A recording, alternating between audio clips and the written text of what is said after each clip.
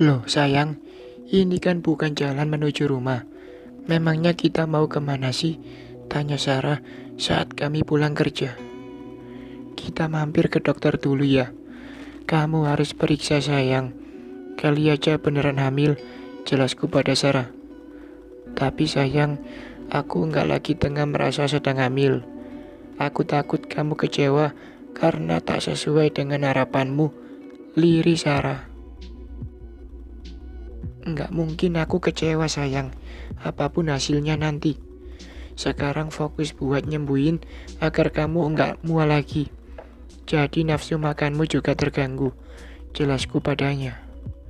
Sayang, maaf ya, aku merepotkanmu. Lirih Sarah lagi. Kamu bicara apa sih sayang? Udah sampai, ayo kita turun, ajakku kemudian.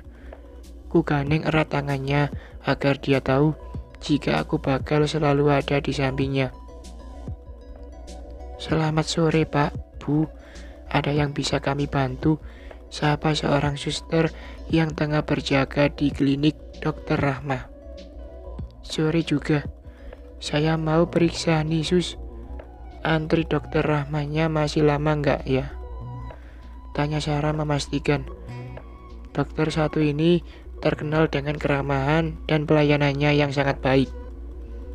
Oh, Dokter Rahma. Kebetulan saat ini lagi kosong. Silahkan daftar dulu saja.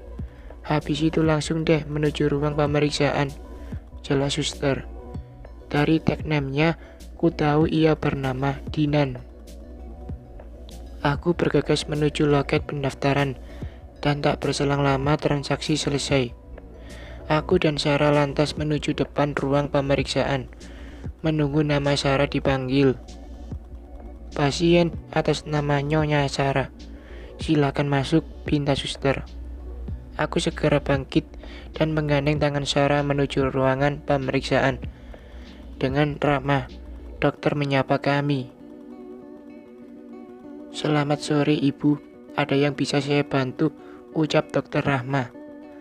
Sore juga dok, saya dari kemarin bawaannya mual terus dok. Sampai nafsu makan pun juga sedikit berkurang. Keluh Sarah. Sedang aku hanya menyimak obrolan mereka saja. Oh ya, sebentar Bu.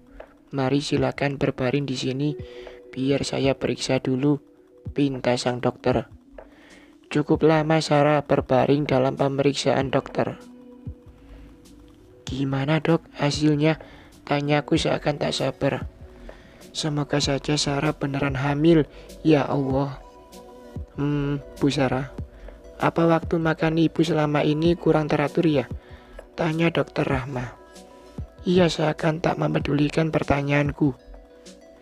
Iya sih dok, malah terkadang sering lupa. Lirih Sarah. Dokter hanya bisa geleng-geleng mendengar jawaban dari istriku. Dok, sebenarnya apa yang terjadi dengan istri saya? Tanyaku khawatir. Masa bodoh jika ia tetap tak mau menjawab. Begini pak, nggak ada yang perlu dirisaukan. Asam lambung Bu Sarah lagi naik saja karena sering telat makan, jelas dokter. Tapi semua baik-baik saja kan dok? Tanyaku memastikan. Ya, semua baik-baik saja. Nanti saya kasih obat biar bisa ngilangin rasa mualnya. Dan mulai sekarang tolong pola makannya dijaga ya Bu. Jangan telat makan, nggak boleh makan pedas, apalagi asam. Jelas sang dokter. Ada sedikit kecewa saat Sarah ternyata nggak hamil sesuai dugaanku.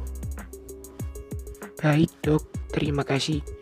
Tapi ini penyembuhannya nggak butuh waktu lama kan? Ucapku memastikan. Sedang Sarah hanya diam menyimak obrolan kami. Enggak kok pak, asal patuhi apa yang saya sarankan, jelas Dokter Rahma dengan senyum mengembang. Alhamdulillah. Sayang, maaf ya, kamu pasti kecewa, lirih Sarah, saat kami berdua keluar dari ruang kerja Dokter Rahma. Kecewa kenapa sayang? Aku baik-baik saja kok, ucapku beralibi. Nggak mungkin juga aku jujur pada Sarah tentang hatiku saat ini.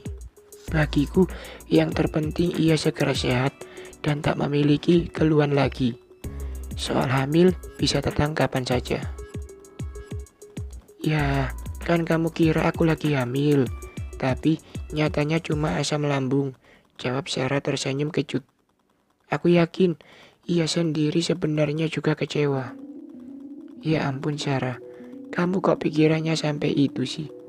Aku tuh cuma sedih aja dengan kebandelanmu.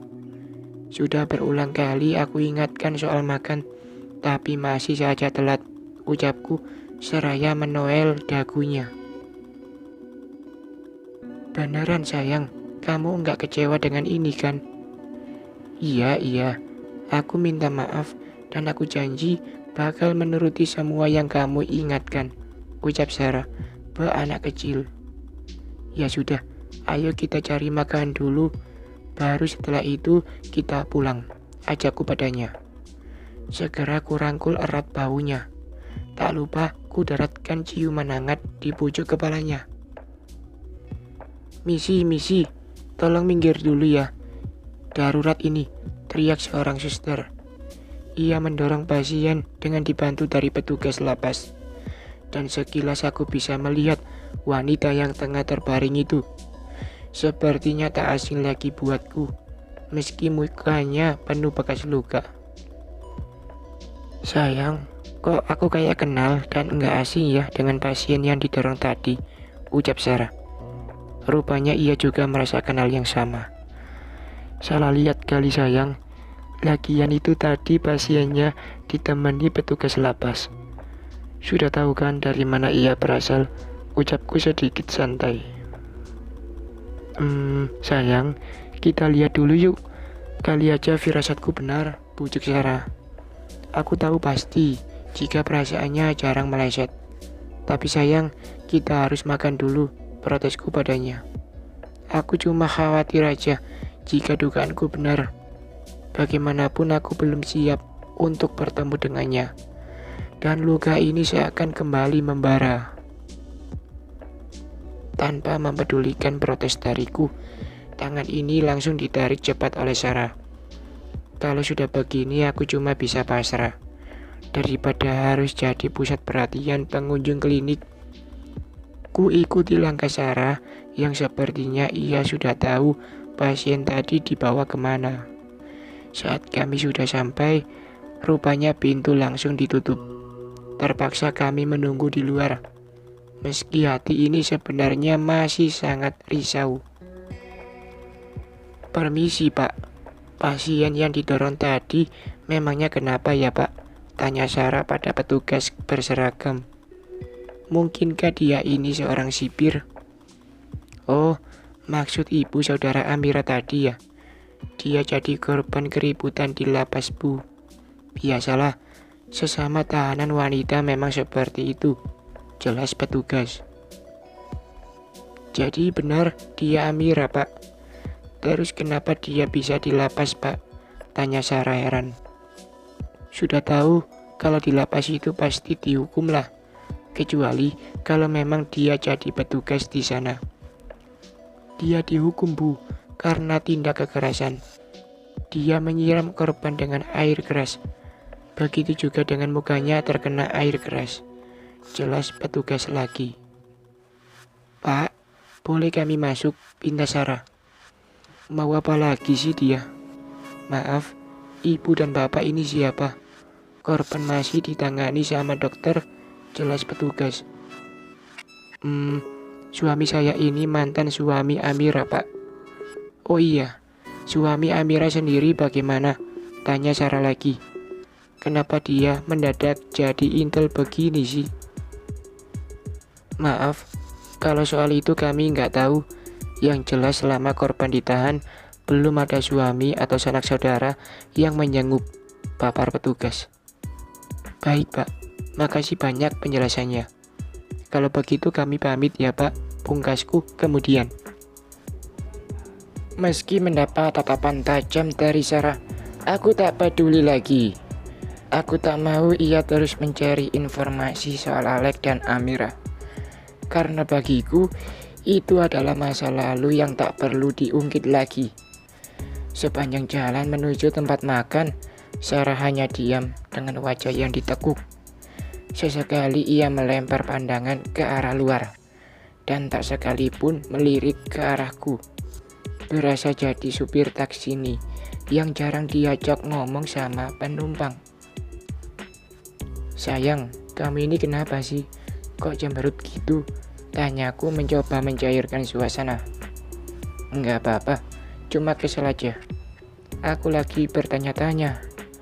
Kamu udah main pamit aja sama petugas," jawab Sarah dengan muka sedikit malas padaku.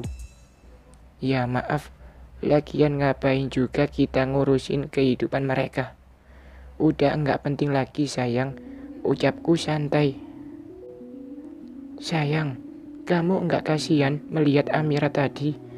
Udah muka rusak, ditahan, terus enggak ada satu orang pun yang peduli dengan nasibnya," jelas Sarah.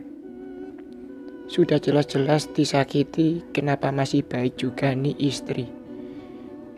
Ya, itu mungkin dia lagi mencicil dan membayar karma atas perbuatannya sendiri. Sudahlah sayang, enggak perlu lagi kamu ikut campur. Anggap saja kita enggak kenal lagi dengan mereka berdua, pintaku pada Sarah. "Tapi sayang, kasihan," protes Sarah lagi. "Ini istri kenapa bandel banget sih dikasih taunya?" "Shh, sudah diam. Ayo kita turun dan makan," ajakku padanya. Membahas mantan hanya membuat moodku sedikit berantakan saja. Aku enggak mau selera makanku jadi ikutan hancur. Tanpa membantah ucapanku, kami berdua bergegas turun dari mobil. Aku memilih mampir ke warung nasi goreng seafood spesial untuk menu makan sore ini. Semoga saja Sarah tak lagi mengalami rasa mual. "Sayang, perutmu masih mual?" ucapku memastikan. "Enggak kok sayang, aku tadi kan sempat minum obat anti mual, dan sepertinya aku sudah siap buat makan banyak lagi kali ini," balas Sarah antusias. Senyum yang mengembang membuatku lupa akan moodku yang baru saja berantakan. "Ya udah, kamu pengen makan apa? Nasi goreng seafood mau?" tawarku padanya. Cuaca yang tengah mendung menuju dingin seperti ini, nasi goreng memang menjadi menu andalanku. "Boleh sayang, biar aku yang pesan dulu ya sayang," ucap Sarah. Ia bergegas bangkit dan mendekati pelayan dan pemilik kedai. "Ting, Amran, coba perhatikan, kamu kenal enggak sama orang di foto ini?" Satu pesan masuk dari kontak bernama Tasya di ponselku. Saat ku buka gambar yang baru saja dikirim Tasya, satu foto sosok tak asing yang dulu cukup familiar denganku. Dan dia adalah Alex, mantan suami Sarah. Dari mana juga Tasya dapat foto beginian? "Ini bukannya Alex ya, Sah? Kamu dapat foto ginian dari mana?" Ku kirim pesan balasan untuk Tasya. "Ting, aku tadi ketemu di jalanan. Kok aku ngerasa dia kayak orang yang enggak normal ya, Am? Kamu jangan bilang Sarah ya. Dia pasti bakal teringat dengan masa lalunya lagi," balas Tasya. Semua pesan dari Tasya hanya ku baca, dan tak berselang lama, semua pesan itu langsung ku hapus. Aku tak ingin Sarah sampai tahu akan berita ini. "Sayang, nih nasi goreng seafood kesukaanmu sudah siap. Sengaja aku tadi bantuin juru masaknya. Sekalian dapat tambahan ilmu," terang Sarah. Pantas saja ia lumayan lama juga di belakang. "Emangnya boleh? Pantas saja aku tungguin dari tadi lama banget," ucapku beralibi. Padahal aku bisa lega dan berbalas pesan dengan Tasya, sahabatnya. "Ya bolehlah sayang, orang pemilik kedai ini baik banget." "Ya udah, buruan makan," pinta Sarah. Tanpa menyahut ucapan Sarah, Terkekas langsung kunikmati sepiring nasi yang asapnya masih mengepul di depanku. Rasanya benar-benar nikmat dan pas di lidahku. Apalagi ada tangan Sarah juga yang ikut membuat. Makan selesai, kami buru-buru pulang. Tinggal mengistirahatkan diri, menyiapkan tenaga untuk bekerja lagi esok hari. Namun saat sampai di depan rumah, kami dikejutkan dengan kedatangan Bu Wati, tetangga sebelah rumahku. Bersambung.